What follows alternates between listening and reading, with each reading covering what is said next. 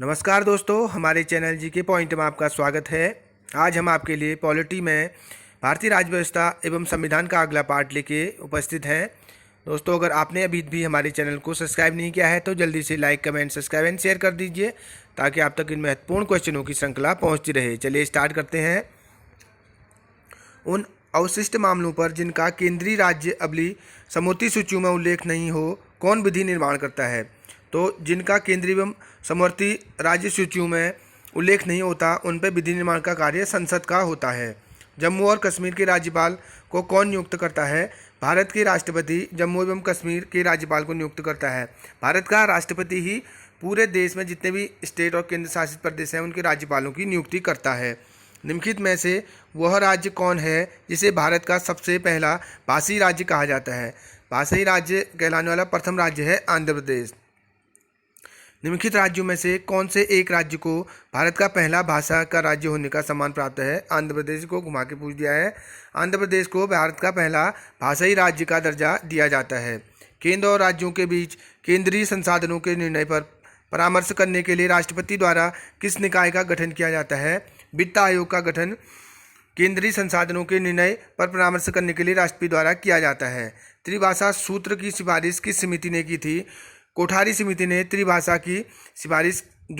सूत्र की सिफारिश की थी। भारत में मतदान की आयु सीमा 21 वर्ष से घटाकर 18 वर्ष कब की गई थी? सन 1989 1989 में जो मतदान की आयु थी 21 वर्ष से घटाकर 18 वर्ष कर दी गई थी। भारत में एक राष्ट्रीय दल के रूप में मान्यता प्राप्त करने के लिए किसी दल को कम से कम कितने मत प्राप्त होने चाहिए?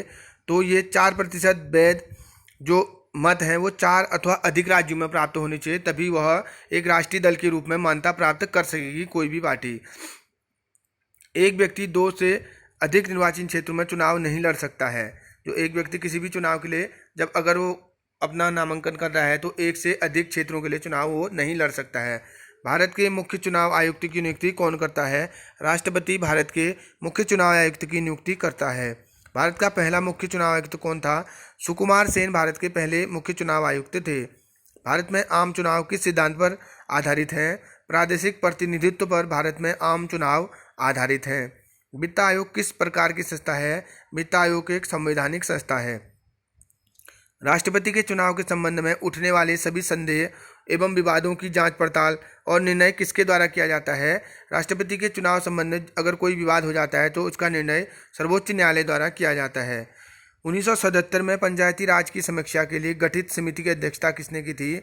अशोक मेहता समिति कहलाती है जिसने 1977 में पंचायती राज की समीक्षा के लिए ये समिति गठित की गई थी।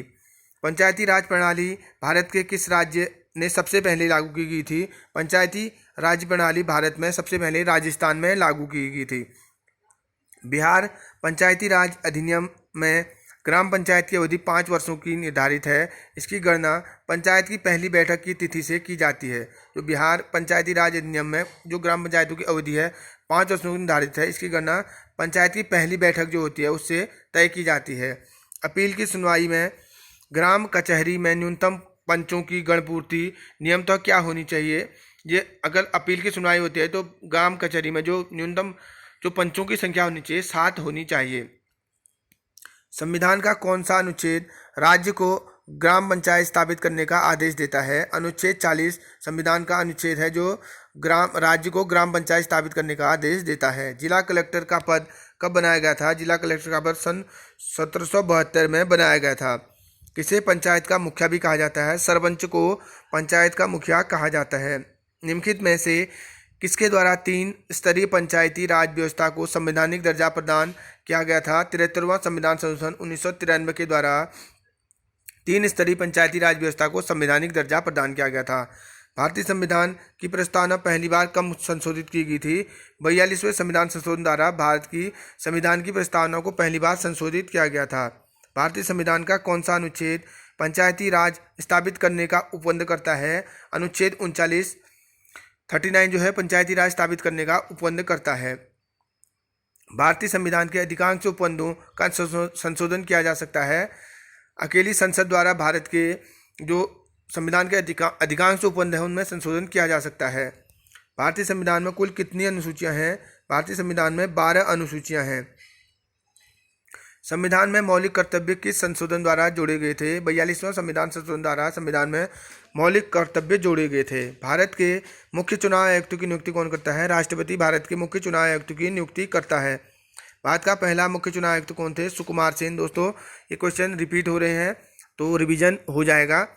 भारत का पहला मुख्य चुनाव आयुक्त थे सुकुमार सेन। भारतीय संविधान के कौन से भाग में मौलिक अधिकारों की चर्चा की गई है?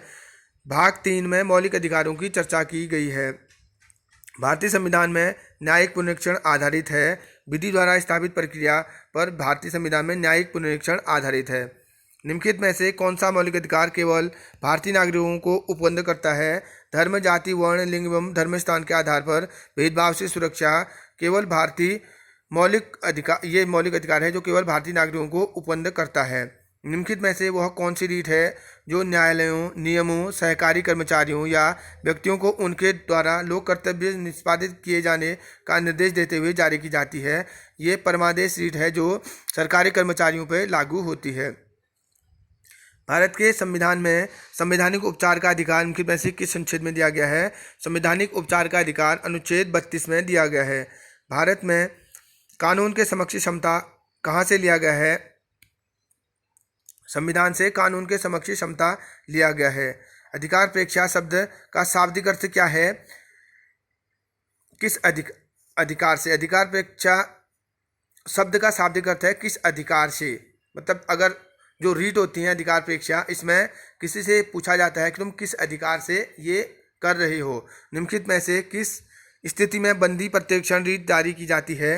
दोषपूर्ण पुलिस नज़रबंदी में बंदी प्रतिरक्षण रीट जारी की जाती है। भारतीय संविधान के अनुसार संपत्ति का अधिकार है, ये एक वैधिक अधिकार या विधिक अधिकार भारतीय संविधान के अनुसार संपत्ति का अधिकार है। राज्य नीति के निर्देशक सिद्धांत के साथ भारतीय संविधान का कौन सा भाग संबंधित है? भाग 4 भारत के राज्य के नीति निर्देशक सिद्धांतों के साथ संबंधित है। भारतीय संविधान नागरिकों के लिए आर्थिक न्याय किसके माध्यम से सुनिश्चित करता है? प्रस्तावना के माध्यम से भारतीय संविधान भारतीय नागरिकों के लिए न्याय, आर्थिक न्याय सुनिश्चित करता है। अल्पसंख्यकों के हितों की सुरक्षा पर किस अनुच्छेद पर विचार किया गया है?